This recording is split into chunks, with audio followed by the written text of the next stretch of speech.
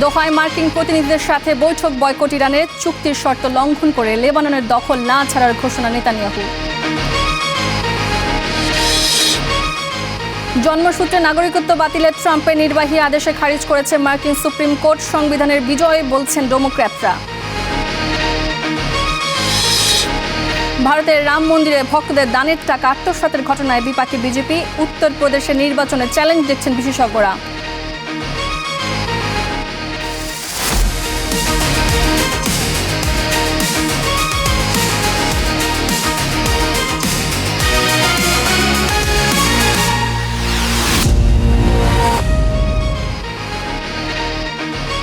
স্বাগত স্টার ওয়ার্ল্ডে, আপনাদের সাথে আছি আমি সুচনা হাসান। ইরান যুক্তরাষ্ট্রের মধ্যে স্থায়ী শান্তি চুক্তির প্রচেষ্টাকে ঘিরে জটিল হয়ে উঠছে পরিস্থিতি। কাতারের দোহায় মার্কিন প্রতিনিধিদের সাথে আলোচনা বয়কট করেছে ইরান। এদিকে যুক্তরাষ্ট্রের মধ্যস্থতায় হওয়া চুক্তি উপেক্ষা করে দক্ষিণ লেবানন সফর করেছেন ইসরায়েলি প্রধানমন্ত্রী বেনিয়ামিন নেতানিয়াহু। তিনি বলেছেন, হিজবুল্লাহ অস্ত্র সমর্পণ না করলে লেবানন ছাড়বেন না ইসরায়েল। কাতারের দোহাতে অবস্থান করছেন যুক্তরাষ্ট্র ও ইরানের আলোচকরা। দুই দেশের প্রতিনিধিরা একই শহরে থাকলেও সরাসরি কোনো আলোচনা হয়নি।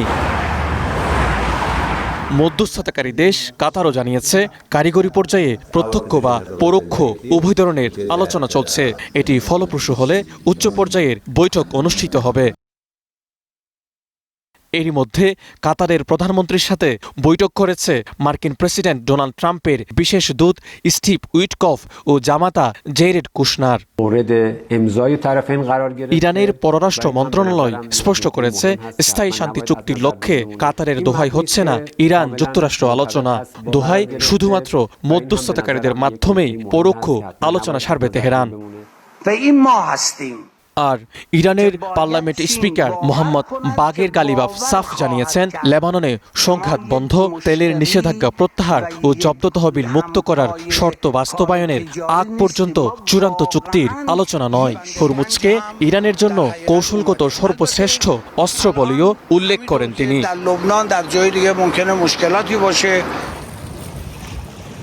ইরান যুক্তরাষ্ট্র এই টানাপোড়েনের মাঝেই নতুন উস্কানি দিয়েছেন ইসরায়েলি প্রধানমন্ত্রী বেনিয়ামিন নেতানিয়াহু। লেবানন সরকারের সাথে সই হওয়া নিরাপত্তা চুক্তি না মানার ইঙ্গিত দিয়েছেন তিনি। আমাদের অবস্থান একদম পরিষ্কার। যতক্ষণ পর্যন্ত হিজবুল্লাহর হুমকি পুরোপুরি নির্মূল না হচ্ছে, ততক্ষণ দক্ষিণ লেবানন ছাড়ছি না। যতদিন হিজবুল্লাহ সশস্ত্র থাকবে, ততদিন ইসরায়েলি সেনারা এই বাফার জোনে অবস্থান করবে। এদিকে লেবাননে সামরিক অভিযান অব্যাহত রেখেছে ইসরায়েল সেনারা। সবশেষ আরও এক হিজবুল্লাহ যোদ্ধাকে হত্যার দাবি করেছে তারা। মাজিদ শাহরিয়ার, স্টার নিউজ। হরমুজে নিরাপদ জাহাজ চলাচল, লেবাননের যুদ্ধ বন্ধ করা আর কুয়েতের হাতে আটক ইরানের 6 বিলিয়ন অর্থ, এই তিন বিষয়ের উপরেই আটকে আছে ইরান যুক্তরাষ্ট্রের স্থায়ী শান্তি চুক্তি। ইরান বলছে, এই বিষয়গুলোর মীমাংসা ছাড়া যুক্তরাষ্ট্রের সাথে আর কোনো সরাসরি আলোচনা নয়। নতুন করে ইরান যুক্তরাষ্ট্রের পাল্টাপাল্টি হামলার মূলে ছিল হরমুজ প্রণালী। 17 জুন জেনেভায় স্বাক্ষরিত দুই দেশের সমঝোতা স্মারকের পর 60 দিনের জন্য হরমুজে নিরাপদ চলাচল নিশ্চিত করার প্রতিশ্রুতি দিয়েছিল ইরান। কিন্তু ইরানের প্রতিশ্রুতির পরেও আন্তর্জাতিক সমুদ্র সংস্থার মাধ্যমে হরমুজে একটি বিকল্প পথ চালুর উদ্যোগ নেয় যুক্তরাষ্ট্র, যা প্রত্যাখ্যান করে ইরান। এই সময় একটি কন্টেইনার জাহাজ ও একটি তেলবাহী ট্যাঙ্কারে হামলা হলে ইরানকে দায়ী করে যুক্তরাষ্ট্র। ইরানের দক্ষিণাঞ্চলে মার্কিন হামলার জবাবে কুয়েত ও বাহরাইনে মার্কিন হামলা চালায় ইরান। দুই দেশই চুক্তি ভঙ্গের পাল্টাপাল্টি অভিযোগ তোলে। ফলে আবারও সংঘাতের কেন্দ্রবিন্দু হয়ে ওঠে হরমুজ। ইরানের অন্যতম দাবি ছিল বিদেশে জব্দ থাকা অর্থ ফেরত পাওয়া। বিশেষ করে কাতারে আটকে থাকা অন্তত $6 বিলিয়ন ফেরত চাইছে ইরান। বিষয়টি আটকে আছে পূর্ণাঙ্গ চুক্তি কার্যকর হবার উপর। যুক্তরাষ্ট্র বলছে, চুক্তি কার্যকর হলে এই অর্থ ফেরত পাবে ইরান।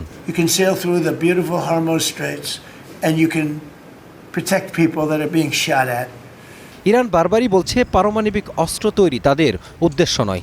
এমনকি উচ্চমাত্রায় সমৃদ্ধ করা ইউরেনিয়াম মজুদ কমিয়ে আনা ও আন্তর্জাতিক আণবিক শক্তি কমিশনকে পরমাণু স্থাপনায় পরিদর্শনের অনুমতি দিতেও রাজি ইরান।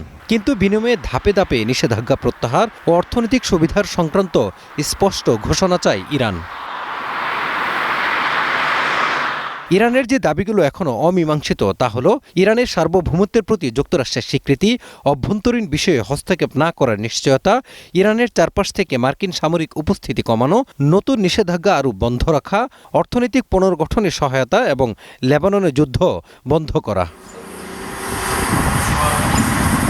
সম্প্রতি লেবানন সরকারের সঙ্গে হওয়া এক চুক্তির মাধ্যমে যুক্তরাষ্ট্র কার্যত দক্ষিণ লেবাননে ইসরায়েলের সামরিক উপস্থিতিকে বৈধতা দিয়েছে বলে অভিযোগ ইরানের। হিজবুল্লাহ এই চুক্তির বিরোধিতা করেছে। তবে লেবানন সরকার মনে করছে এর মাধ্যমে ভবিষ্যতে হিজবুল্লাহর নিরস্ত্রীকরণ এবং সরকারি সেনাবাহিনীর নিয়ন্ত্রণের পথ খুলতে পারে। যুক্তরাষ্ট্রের সঙ্গে সরকারি বা মধ্যস্থতাকারীদের মাধ্যমে দেওয়া বৈঠকে এই বিষয়গুলোর মীমাংসার উপরই নির্ভর করছে ইরান যুক্তরাষ্ট্রের পূর্ণাঙ্গ চুক্তির ভবিষ্যৎ। Mazharul Islam, star news. যুক্তরাষ্ট্রের জন্মসূত্রে নাগরিকত্ব বা বার্থ রাইট সিটিজেনশিপ বাতিলে ট্রাম্পের নির্বাহী আদেশ খারিজ করে দিয়েছে দেশটির সুপ্রিম কোর্ট।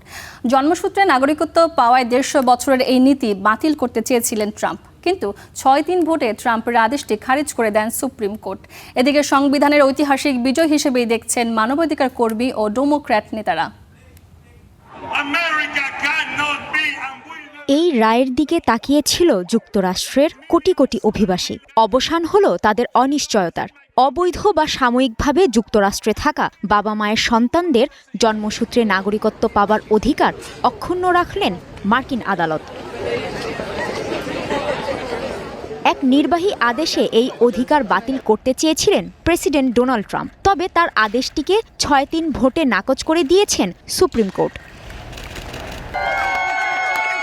সুপ্রিম কোর্টের রায়টি ঐতিহাসিক, কারণ এর মধ্য দিয়ে যুক্তরাষ্ট্রের সংবিধানের মূলনীতি অক্ষুণ্ণ রাখার পক্ষেই রায় দিয়েছেন সর্বোচ্চ আদালত।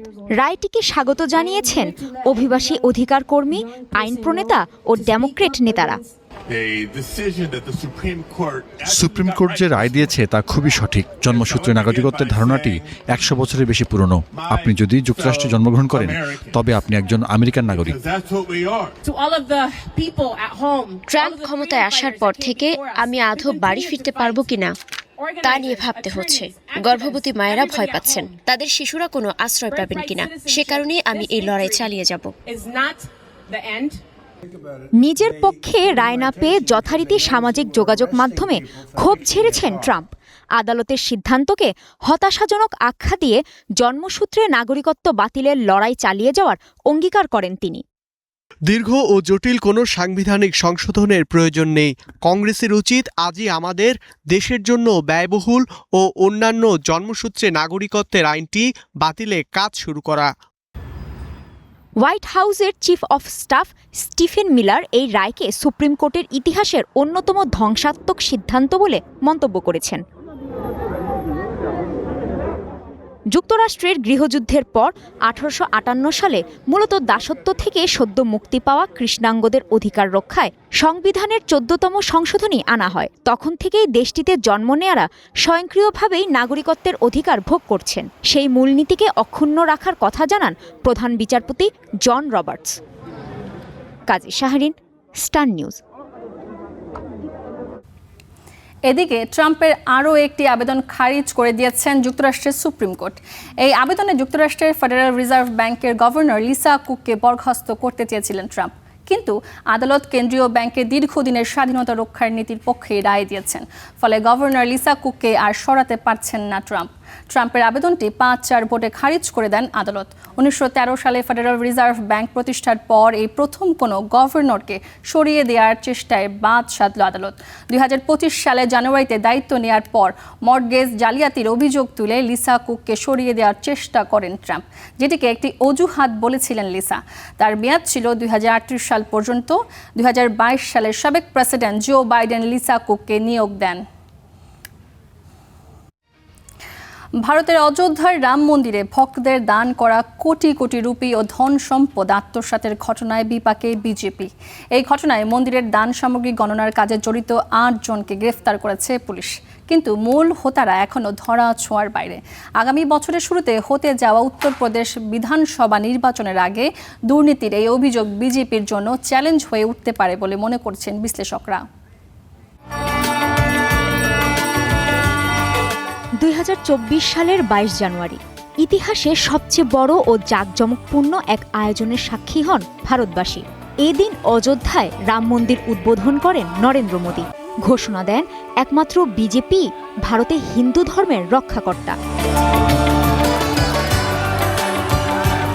ভারতে কোটি ভক্তের কাছে শান্তি ও ন্যায়পরায়ণতার প্রতীক হলেন রাম। অযোধ্যায় 16 শতকের বাবরি মসজিদের জায়গায় এই রাম মন্দির তৈরি করা নিয়ে রক্তক্ষয়ী ইতিহাস সত্ত্বেও এই মন্দির হয়ে ওঠে শান্তির প্রতীক। কিন্তু সম্প্রতি সেই শান্তি ভেঙে গেছে। राम यानी आदर, राम यानी मर्यादा, রাম মন্দিরে ভক্তদের দানের কোটি কোটি রুপি আত্মসাতের অভিযোগ উঠেছে। অভিযোগের তীর মন্দির পরিচালনার কমিটির বিরুদ্ধে। মন্দিরটি পরিচালনা করেছে শ্রী রাম জন্মভূমি তীর্থক্ষেত্র ট্রাস্ট। এর সদস্যদের প্রায় সবাই বিজেপির আদর্শিক সংগঠন RSS এর সঙ্গে যুক্ত। প্রথম অভিযোগটি সামনে আনেন ট্রাস্টের হিসাব বিভাগের সাবেক তত্ত্বাবধায়ক মহিপাল সিং।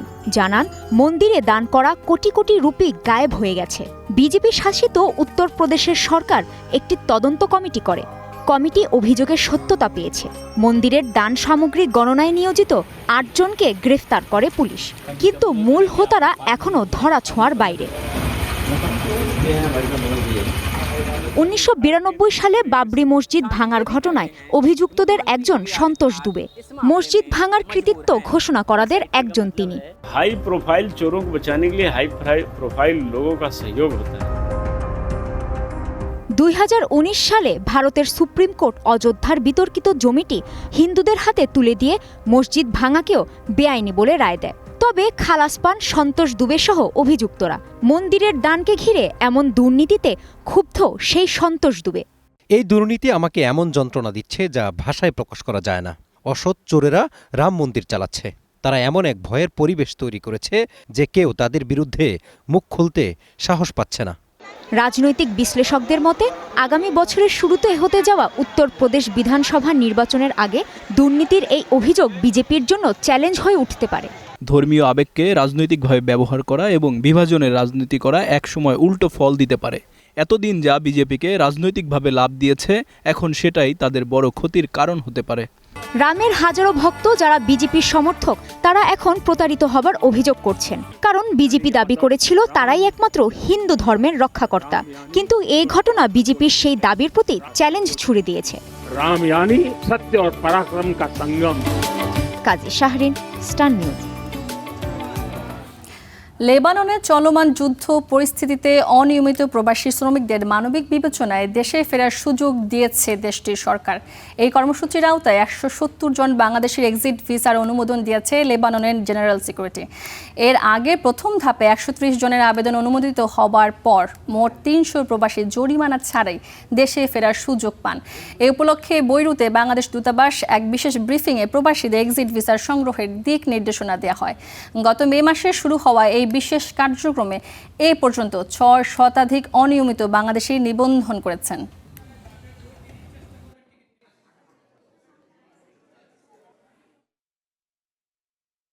আমাদের সহায়তা নিয়ে জেনারেল সিকিউরিটির এই জরিমানা মওকুফের সুযোগ নিয়ে আমাদের প্রবাসী ভাই বোনেরা দেশে যাচ্ছেন। অনেকে অসুস্থ আছেন, অনেকে কাজ হারিয়েছেন, অনেকে দীর্ঘদিন অনিয়মিত হয়ে পড়ার কারণে আকামা করার সুযোগ না থাকাতে তারা দেশে চলে যাবেন। এই পুরো প্রক্রিয়াটাতে বাংলাদেশ দূতাবাস বৈরুত সমন্বয় করছে, সহযোগিতা করছে তাদেরকে রিপাট্রিয়েশনের ক্ষেত্রে। এই প্রক্রিয়ার অংশ হিসেবে মূলত আজকে তাদেরকে ডাকা হয়েছিল। পাকিস্তানের লাহোরে এক মর্মান্তিক দুর্ঘটনায় কোচিং সেন্টারের ছাদ ধসে অন্তত 14 জন শিশুর মৃত্যু হয়েছে। মঙ্গলবার শহরের একটি ঘনবসতিপূর্ণ আবাসিক এলাকায় অবস্থিত একটি অনিবন্ধিত প্রাইভেট কোচিং সেন্টারে এই দুর্ঘটনা ঘটে। উদ্ধারকর্মীরা জানিয়েছেন, নিহত শিশুদের বয়স 5 থেকে 16 বছরের মধ্যে। ধ্বংসস্তূপের নিচে শিশুদের পাশাপাশি তাদের এক নারী শিক্ষকও চাপা পড়েন।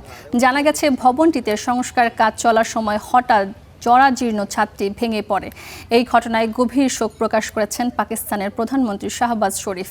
দেশটির তথ্য মন্ত্রণালয় জানিয়েছে, অনুমোদিত ও অনিবন্ধিত এই কেন্দ্রটিতে কোনো আইনি লঙ্ঘন বা অবহেলা প্রমাণিত হলে দায়ীদের বিরুদ্ধে কঠোর ব্যবস্থা নেওয়া হবে এবং ইতিমধ্যে এই ঘটনায় জড়িত 2 জনকে হেফাজতে নিয়েছে পুলিশ এবং ঘটনার সুষ্ঠু তদন্তের আশ্বাস দিয়েছে স্থানীয় প্রশাসন। পাকিস্তানে দুর্বল নির্মাণ সামগ্রী ও নিম্নমানের নিরাপত্তা ব্যবস্থার কারণে প্রায় এমন ভবন ধসে ঘটনা ঘটে থাকে।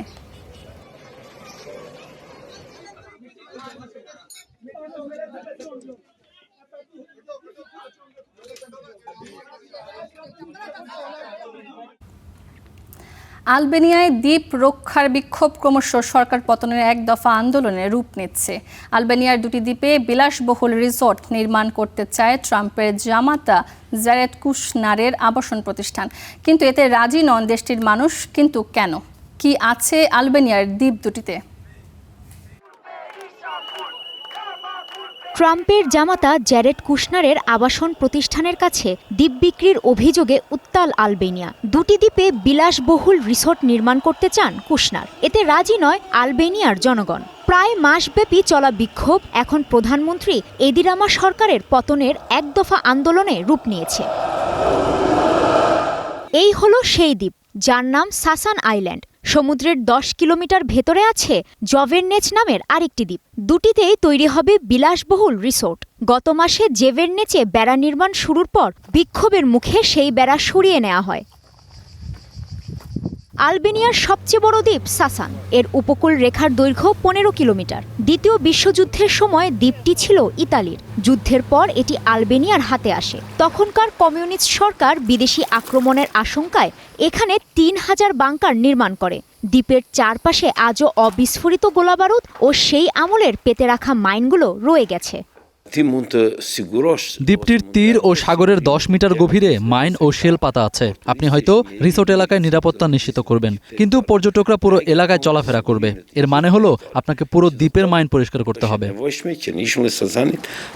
শৌখিন ডাইভারদের তোলা ভিডিও ছবিতেও সাগরতলের গোড়াবারুদ ও মাইনের অস্তিত্ব মিলেছে। দ্বীপের বিভিন্ন এলাকাতেও আছে মাইনের সতর্কতা চিহ্ন, ফলে পর্যটকদের এখানে যথেষ্ট সতর্কতার সাথে পা ফেলতে হয়। ভ্রমণ পিপাসুদের সংখ্যা রিসোর্ট হয়ে গেলে এই দ্বীপে সাধারণ পর্যটকরা আর আসতে পারবে না। আমরা আর এখানে আসতে পারবো না, কারণ দ্বীপে প্রবেশের এটাই একমাত্র পথ। আপনি যদি এটা বন্ধ করে দেন তবে পুরো দ্বীপ তাদের হয়ে যাবে। এটা আর আমাদের থাকবে না। বিক্ষোভকারীরা বলছেন জভেরনেচ দ্বীপটি হাজারো ফ্লেমিঙ্গো ও বিরল প্রজাতির সামুদ্রিক কচ্ছপের বাড়ি। এই দ্বীপের বেলাভূমিতে ডিম ফুটিয়ে বাচ্চা নিয়ে সমুদ্রে নেমে যায় কচ্ছপেরা। সেখানে রিসোর্টের অর্থ হলো প্রকৃতির সেই শৃঙ্খলাকে হত্যা করা। এ কারণেই এই দ্বীপ নিয়ে কোনো আপোষে রাজি নন আলবেনিয়ার মানুষ। কাজী শাহরিন, স্টার নিউজ। স্ট্রবেরি মুনের দেখা মিলল গ্রিসে। মঙ্গলবার দেশটির দক্ষিণ উপকূলে প্রাচীন পোসাইডন মন্দিরের পেছনে পূর্ণ চাঁদের আলোয় আলোকিত হয়ে ওঠে ঐতিহাসিক স্থাপনাটি। সমুদ্র তীরে পাহাড় চূড়ায় দেখা যাওয়া জুনের পূর্ণিমাকে ঐতিহ্যগতভাবে স্ট্রবেরি মুন বলা হয়। উত্তর আমেরিকায় এ সময় স্ট্রবেরি ফল সংগ্রহের মৌসুম শুরু হওয়ায় এই নামের প্রচলন। খ্রিস্টপূর্ব 5ম শতকে নির্মিত পোসাইডন মন্দির এজিয়ান সাগরের তীরে অবস্থিত। পূর্ণিমার আলোয় মন্দির আর সমুদ্রের মনোমুগ্ধকর দৃশ্য দেখতে ভিড় করেন দর্শনার্থীরা। এবারও যার ব্যতিক্রম ছিল না।